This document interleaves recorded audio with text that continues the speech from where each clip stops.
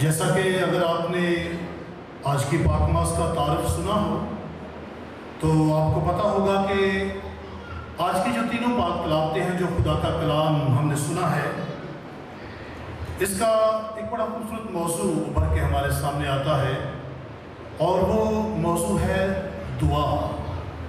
خدا کے حضور دعا کرنا، اس کے آگے جھکنا، اس کے نام کو مبارک کہنا۔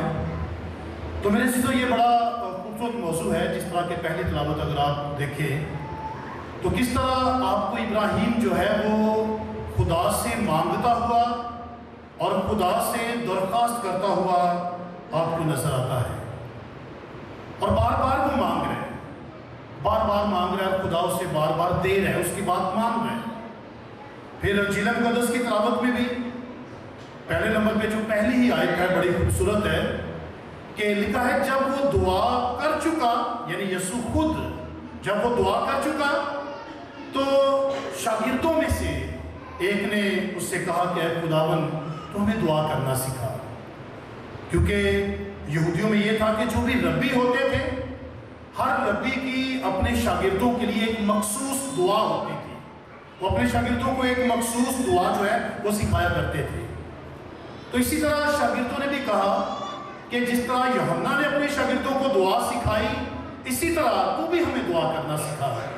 اور پھر خدا نے یسوع مسیح خوبصورت ترین دعائے ربانی جس کو کہتے ہیں، اے ہمارے باپ تو جو آسمان پر ہے، دنیا میں سب سے زیادہ پڑھی جانے والی دعا جو ہے وہ خدا نے یسوع مسیح ہمیں دیتا ہے، جو مومنین کو ایک خاندان بنا دیتی ہے۔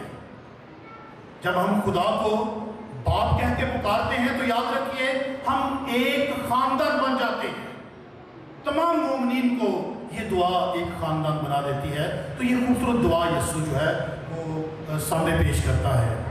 پھر اس کے بعد ایک اور تمثیل، چھوٹی سی کہانی جو ہے کہ ایک شخص باہر سے دروازہ نوک کرتا ہے اپنے دوست کا کہ مجھے کچھ کھانے کو دو، تو وہ اندر سے آواز دیتا ہے کہ نہیں، میرے بچے بچھونے پہ میرے ساتھ میں نہیں دے سکتا، لیکن اس کی بے حیائی کے سبب سے، یہ لفظ تھوڑا سا سخت ہے لیکن اسی سے ملتی جلتی تمثیل بے انصاف قاضی کی ہے لوکا رسول کی انجیل میں۔ بے انصاف قاضی جس کا اس تمثیل کا بھی اور اس تمثیل کا بھی مطلب یہ ہے کہ دعا مانگنے میں ہمیں ہمت نہیں ہارنی چاہیے، دعا مانگنے میں ہمیں مانگتے رہنا چاہیے، ایک بار نہیں سنی گئی تو ہمت نہیں ہارنا۔ تو یہ چھوٹی سی تمثیل یسوع اس کے بعد پیش کرتے ہیں۔ پھر آخر میں کہتے ہیں کہ مانگو تو تمہیں دیا جائے گا، ڈھونڈو تو تم پاؤ گے، کھٹکھٹاؤ تو تمہارے واسطے کھول دیا جائے گا۔ تو یہ آج کی خوبصورت تلاوتیں ہیں، یہ خوبصورت آج کا موضوع ہے۔ میرے عزیزو، آج کی تلاوتوں کا جو سب سے پہلا پیغام ہے، سب سے پہلا پیغام آج ان لوگوں کے لیے ہے جو دعا نہیں کرتے، جو دعا نہیں کرتے۔ بے شمار لوگ ایسے ہوں گے، بے شمار ہمارے بہن بھائی ایسے ہوں گے جو شاید دعا نہیں کرتے۔ تو ان کے لیے میں انجیل مقدس کی جو پہلی لائن ہے، تلاوت کی پہلی لائن، وہ میں آپ کے لیے پڑھنا چاہوں گا۔ لکھا ہے کہ جب وہ دعا کر چکا، یسوع مسیح کی بات ہے کہ جب وہ دعا کر چکا تو شاگردوں میں سے ایک نے اس سے کہا کہ تو ہمیں دعا کرنا سکھا۔ تو یسوع دعا کر کے فارغ ہوا ہے۔ تو یہ ان لوگوں کے لیے خاص پیغام ہے جو دعا نہیں کرتے کہ آپ غور کیجئے کہ اگر یسوع مسیح کی زندگی دعائیہ زندگی ہے، اگر آپ غور کریں گے، اور اسپیشلی لوکا رسول کی انجیل، لوکا رسول کی انجیل پہ آپ غور کریں گے تو لوکا رسول جو ہے وہ اپنی انجیل میں یسوع مسیح کو 2 لقب دیتا ہے، اور وہ 2 لقب کون سے ہیں؟ ایک تو یسوع مسیح کو وہ ابن آدم کے طور پہ پیش کرتا ہے، اور دوسرا مرد دعا کے طور پہ پیش کرتا ہے۔ یہ 2 لقب جو ہیں یہ لوکا رسول اپنی انجیل میں یسوع کو دیتا ہے۔ ابن آدم کا مطلب کیا ہے کہ وہ انسان ہے اور وہ اسے دعا کی ضرورت ہے، یعنی ہمارا ایمان ہے کہ وہ الوہیت کا مالک بھی ہے اور بشریت کا مالک بھی ہے، وہ بشر بھی ہے اور الہی ذات بھی ہے۔ تو وہ اس چیز کو ہائی لائٹ کرتا ہے کہ وہ ابن آدم ہے، انسان ہے، اور آپ کو ابن آدم جو ہے وہ دعا کرتا ہوا نظر آئے گا۔ پھر اسے مرد دعا کا لقب بھی آپ دے سکتے ہیں جب لوکا رسول کی انجیل کو آپ پڑھتے ہیں۔ کیوں؟ کیونکہ جتنے بھی اہم کام آپ یسوع مسیح کو کرتے دیکھیں گے اس سے پہلے یسوع آپ کو دعا کرتا نظر آئے گا۔ शागिर्दों के चुनाव की बात कर लीजिए, यीशु आपको दुआ करता हुआ नजर आएगा और उसके बाद शागिर्दों को चुना। तब्दीली सूरत की बात कर लीजिए, यीशु दुआ कर रहा है और उसकी सूरत तब्दील हो गई। इसके बाद आप देख लीजिए कि बियाबान में भी खुदावंद यीशु मसीह 40 दिन और 40 रात दुआ में गुजारता है। तो यीशु मसीह की पूरी जिंदगी दुआया जिंदगी है। तो पैगाम जैसे मैंने कहा कि उन लोगों के लिए जो दुआ नहीं करते, क्या आप देखिए कि यीशु जो इब्ने आदम है, इब्ने खुदा भी है और वो मर्दे दुआ है। अगर वो मर्दे दुआ है, उससे दुआ की जरूरत है, तो मैं और आप जो गुनहगार हैं और हमें तो शायद पल पल पे, कदम कदम पे हमें दुआ की जरूरत है। तो इसलिए यीशु मसीह जो मर्दे दुआ है, जो इब्ने आदम है और इब्ने खुदा है, वो हमें ये सिखाता है आज की पहली तिलावत में, आज की इंजील मुकद्दस की तिलावत में, कि जब वो दुआ कर चुका, आपको दुआ करता हुआ नजर आएगा। तो इसलिए हम भी अपनी जिंदगी को दुआया जिंदगी बनाएं। और जब दुआया जिंदगी बनेगी तो दुआ का मतलब ये होता है कि हम खुदा से बातें करते हैं। याद रखिए, जब कलाम सुनते हैं, तलावत सुनते हैं, कलाम सुनते हैं, तो खुदा हमसे बातें करता है। और जब हम दुआ करते हैं तो हम खुदा से बातें करते हैं। ये आप याद रखिए। तो जब खुदा से बातें करेंगे, मेल मिलाप बढ़ेगा, ताल्लुक मजबूत होगा। तो यही दुआ का रिजल्ट और नतीजा है कि जब हमारी जिंदगी दुआया जिंदगी होगी, तो याद रखिए हमारा ताल्लुक, हमारा रिश्ता हमारे आसमानी बाप से यानी खुदा से मजबूत होगा। तो इसलिए मेरे अज़ीज़ों, आज की तिलावतें, आज का कलाम सबसे पहले हमें यह सिखाता है कि यीशु की तरह हमारी जिंदगी भी दुआया जिंदगी होनी चाहिए। फिर आगे बढ़ते हैं इंजील मुकद्दस की तिलावत में कि शागिर्दों में से एक ने कहा कि तू हमें दुआ करना सिखा। और फिर खुदावंद यीशु मसीह खूबसूरत दुआ जो है वो पेश करते हैं कि जब तुम दुआ करो, अभी आपने लफ्जों पे गौर करना है। आज की जो तिलावत है लूका रसूल की इंजील में से ली गई। इसमें यीशु मसीह कहता है कि जब तुम दुआ करो तो ये दुआ करो। मत्ती रसूल की इंजील में यही, अगर आप तिलावत सुनेंगे या पढ़ेंगे तो वहां पे आपको लफ्ज मिलेंगे कि जब तुम दुआ करो तो इस तरह दुआ किया करो, इस तरह दुआ किया करो। तो बेसिकली याद रखिए, खुदावंद यीशु मसीह ने दुआए रबानी सिखा के हमें दुआ करने का तरीका सिखाया है। दुआ करने का तरीका उसने हमें सिखाया कि हमने दुआ करनी है तो इस तरह करनी है, इस तरह हमें दुआ करनी है। दुआ करने का तरीका जो है वो हमारे सामने है और बड़ा खूबसूरत तरीका है। अक्सर जब हम दुआएं मांगते हैं तो दुआएं कबूल नहीं होती, शायद हफ्ता गुजर जाता है, बेशुमार वजूहात हो सकती हैं। कलाम के मुताबिक बेशुमार वजूहात होती हैं जब दुआएं कबूल नहीं होती। खुदा दुआओं को सुनता नहीं, महीने गुजर जाते हैं, शायद साल भी गुजर जाता है, लेकिन दुआ कबूल नहीं होती। तो याद रखिए, जैसे मैंने कहा कि अज़्र बाइबल बेशुमार वजूहात है, लेकिन एक वजह उसकी ये है कि शायद हमें दुआ करने का तरीका नहीं आता। जिस तरह यीशु ने हमें दुआ करना सिखाया है, हम उस तरह दुआ कर नहीं पाते। और फिर क्या करते हैं कि हम फिर शिकवा करते हैं, शिकायत करते हैं कि खुदा ने तो कहा है कि मांगो तो तुम्हें दिया जाएगा। जिस तरह के आज की तिलावत में भी है कि खुदा आखिर में क्या कहता है कि मांगो तो तुम्हें दिया जाएगा, ढूंढो तो तुम पाओगे, खटखटाओ तो तुम्हारे वास्ते खोल दिया जाएगा। याद रखिए, कलाम मुकद्दस में चंद आयात ऐसी हैं, चले मैं थोड़ा सा एडिशन कर देता हूं, कि जिनको जब हम मसीही लोग पढ़ते हैं तो थोड़ा सा बड़ी खुशफहमी का शिकार हो जाते हैं। मिसाल के तौर पे, चले मैं मिसाल देता हूं। मिसाल के तौर पे जो यीशु मसीह पर ईमान लाता है, अगरचे मर भी जाए तो भी, बड़ी मशहूर आयत है। जब इस आयत को भी हम मोमिनीन या हमारे मसीही लोग पढ़ते हैं तो बड़ी खुशफहमी का शिकार होते हैं कि भाई यीशु ने कहा है कि ईमान रखोगे तो मर भी जाओगे तो जिंदा रहोगे। इसमें कोई शक नहीं, कोई दो राय नहीं है, ऐसा ही है। लेकिन ईमान कैसा होना चाहिए ये भी आगे बयान किया गया है कि ऐसा ईमान होगा तो तुम मर भी जाओगे तो जिंदा रहोगे। फिर जिस तरह एक और हवाला है कि मेरे बाप के घर में बड़े मकान हैं, मैं जाता हूं तुम्हारे लिए जगह तैयार करता हूं, फिर आऊंगा तुम्हें अपने साथ ले लूंगा ताकि जहां पे मैं हूं वहीं पे। ये आज पढ़ के भी हम बड़े खुशफहमी का शिकार होते हैं कि लो जी यीशु गया हुआ है, जगह तैयार करने गया हुआ है, आएगा हमें साथ ले जाएगा, शायद कोई परवाह नहीं है। ऐसा नहीं है, परवाह है। क्यों? क्योंकि जो मकान और अवान यीशु तैयार करने गया है वो पाक जगह है और वहां पे गुनाह की गलाजत گندگی کے ساتھ اگر آپ داخل ہونا چاہیں گے تو ان مکانوں میں جگہ نہیں ملے گی۔ یعنی یسوع خدا کا کلام پوری تصویر پیش کرتا ہے، آدھی تصویر نہیں، کہ مکانوں میں داخل وہی ہوں گے جو پاکیزگی کی پوشاک پہنیں گے، گناہوں کی غلاظت اور گناہوں کی گندگی کے ساتھ نہیں۔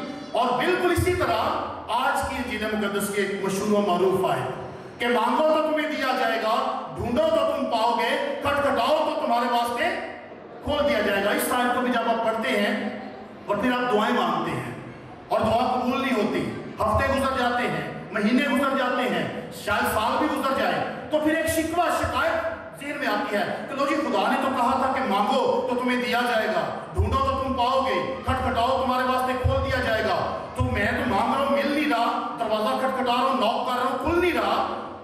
وجہ کیا ہے؟ وجہ یہ ہے کہ اگر دعا مانگنے کی برکات کا ذکر ہے کہ مانگو تو تمہیں دیا جائے گا، تو دعا مانگنے کا طریقہ بھی بتایا ہے، طریقہ بھی سکھایا ہے کہ یہ طریقہ ہے، اس طرح مانگو گے تو ملے گا، اس طرح کھٹکھٹاؤ گے تو کھلے گا، اس طرح ڈھونڈو گے تو تم پاؤ گے۔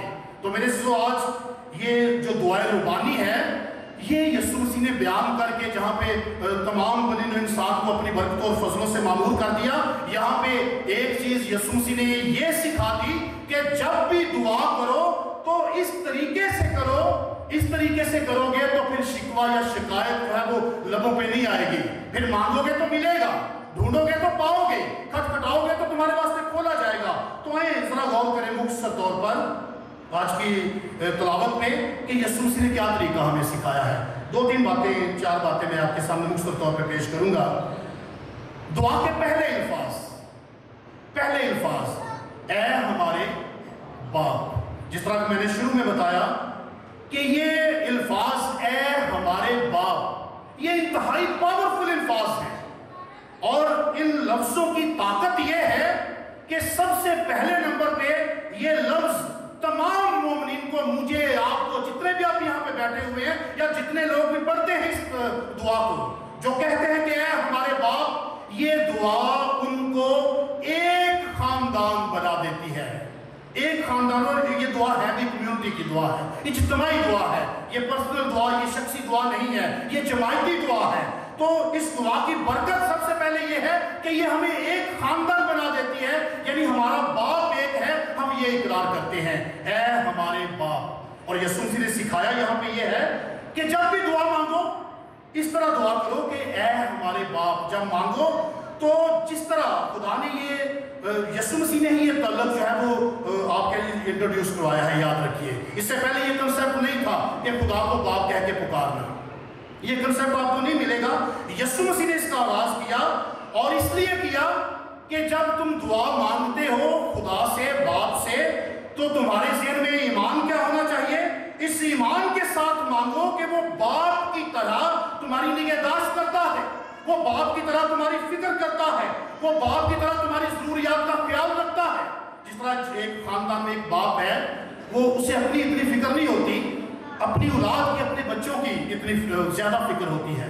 اور اسی طرح جو آج کی تلاوت کی آخری آیت ہے اس میں اس نے ذکر بھی کر دیا کہ جب تم برے ہو کر اپنے بچوں کو اچھی چیزیں دینا جانتے ہو تو کس قدر تمہارا آسمانی باپ تمہارے مانگنے پہ تمہیں روح عطا نہ کرے گا۔ تو میرے عزیزو، اے ہمارے باپ، یہ طریقہ ہے کہ جب بھی آپ مانگیں اس ایمان کے ساتھ مانگیں کہ وہ باپ کی طرح سننے والا ہے، باپ کی طرح پرورش کرنے والا ہے، باپ کی طرح فکر کرنے والا ہے، باپ کی طرح ضروریات کا خیال رکھنے والا ہے۔ تو اے ہمارے باپ، پھر تیرا نام پاک مانا جائے، اس کی قدوسیت بیان کرنا، اس کی پاکیزگی بیان کرنا، اور یہ فرشتوں کا کام ہے، یہ فرشتوں کا کام ہے۔ آسمانی تخت کی منظر کشی آپ دیکھیں مکاشفہ کی کتاب میں تو آپ کو منظر یہ نظر آئے گا کہ تخت لگا ہوا ہے، فرشتے ساتھ ہیں، اور فرشتوں کی زبان پہ کوئی اور لفظ نہیں ہے، وہ صرف کیا کہہ رہے ہیں؟ قدوس قدوس قدوس، یعنی خدا تو پاک ہے۔ یعنی جب بھی دعا مانگو تو اس کی پاکیزگی کو بیان کرو، اس کی قدوسیت کا اظہار کرو، اور جس طرح فرشتے ہر وقت اس کی پاکیزگی کا بیان کرتے ہیں اسی طرح تم بھی جو ہو اپنے باپ کی پاکیزگی کو، اس کی قدوسیت کا جو ہے وہ اس میں اظہار کرو۔ ابھی دعا مانگنے کا ایک اور خوبصورت سا طریقہ، جب ہم اپنی دعاؤں پہ غور کرتے ہیں تو میرے خیال کے مطابق آپ اس بات سے اتفاق کریں گے کہ ہماری دعائیں نہیں ہوتی، زیادہ تر ڈیمانڈز ہوتی ہیں، ہم مانگتے ہیں. لیکن اے ہمارے باپ کی دعا میں آپ دیکھیے گا ذرا کہ انسان کی ضرورت کب ہے، کب اس کا نمبر کب آتا ہے. سب سے پہلے کیا ہے؟ اے ہمارے باپ تو جو آسمان پر ہے، تیرا نام پاک مانا جائے، آگے تیری بادشاہی آئے، آگے تیری مرضی پوری ہو. تیری بادشاہی آئے، تیری مرضی پوری ہو.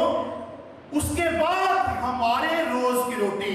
انسان کا نمبر بعد میں ہے، ڈیمانڈز کا نمبر بعد میں ہے. پہلے جو ہے وہ خدا کی مرضی کی بات کی گئی ہے، پہلے جو ہے وہ خدا کی بادشاہی کی بات کی گئی ہے. تو یہاں پہ یسوع مسیح نے یہ الفاظ عطا کر کے ہمیں ترتیب دے دی ہے دعا کی کہ ہم نے دعا کرنی کس طرح ہے. ہم نے ڈیمانڈز جو ہیں وہ نہیں رکھنی، ہم نے دعا مانگنی ہے عاجزی کے ساتھ، انکساری کے ساتھ، فروتنی کے ساتھ. اور یہ عمل، یہ اس کا نمبر بعد میں ہے. پہلے خدا کی قدوسیت ہے، اس کی پاکیزگی بیان کرنی ہے، پھر اس کی بادشاہی کا ذکر کرنا ہے کہ تو آئے گا، بادشاہی قائم کرے گا، پھر اس کی مرضی کو پورا کرنا ہے. دعا کرنی ہے کہ ہم اپنی زندگی میں اس کی مرضی کو پورا کریں، اور اس کے بعد ہمارے روز کی روٹی ہمیں عطا کر. تو میرے عزیزو، یہاں پہ یسوع مسیح نے ہمارے سامنے ایک ترتیب رکھ دی ہے کہ اس طرح دعا کرنی ہے. تمہارا نمبر جو ہے، پہلے خدا کی قدوسیت، اس کی بڑائی بیان کرو، اس کی مرضی کو پورا کرو. تو اس کے بعد جب تم مانگو گے تو تمہارے لیے ہو جائے گا. ڈھونڈو گے تو تم پاؤ گے، کھٹکھٹاؤ گے تو تمہارے واسطے کھول دیا جائے گا.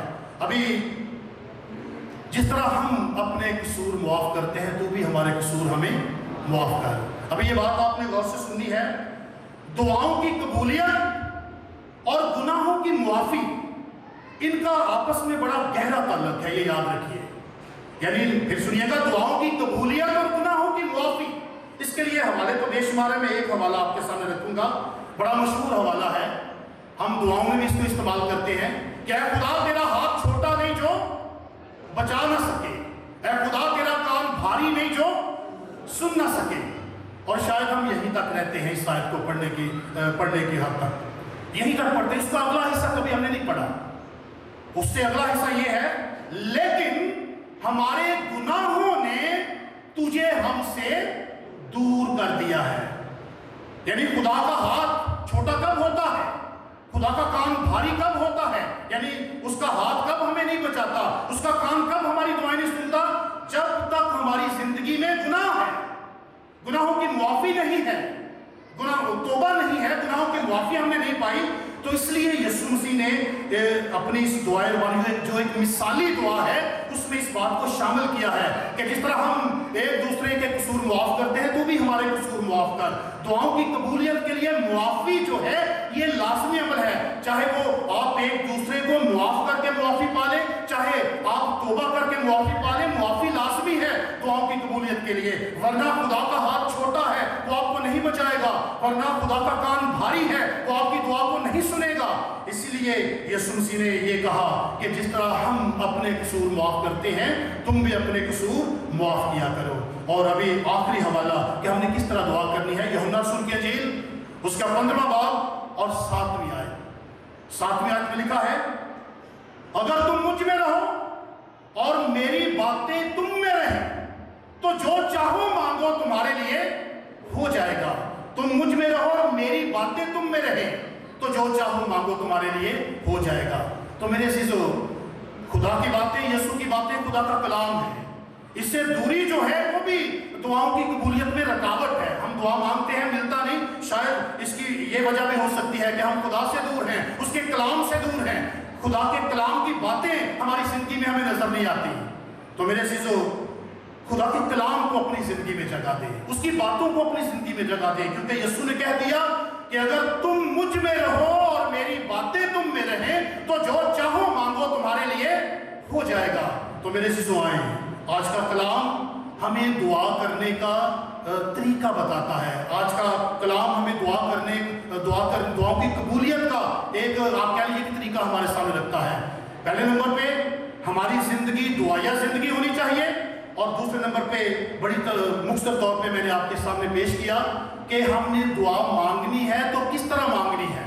خدا نے کلام میں بتا دیا ہے کہ اس طرح دعا کرو گے، جب بھی تم دعا کرو تو اس طرح دعا کرو. اس طریقے سے دعا کریں گے تو پھر آپ جو مانگیں گے آپ کو ملے گا، جو آپ ڈھونڈیں گے وہ پائیں گے، اور دروازہ کھٹکھٹائیں گے تو آپ کے لیے کھل جائے گا۔ خدا ہمیں برکت دے، مسیح خدا ان کے وسیلہ سے۔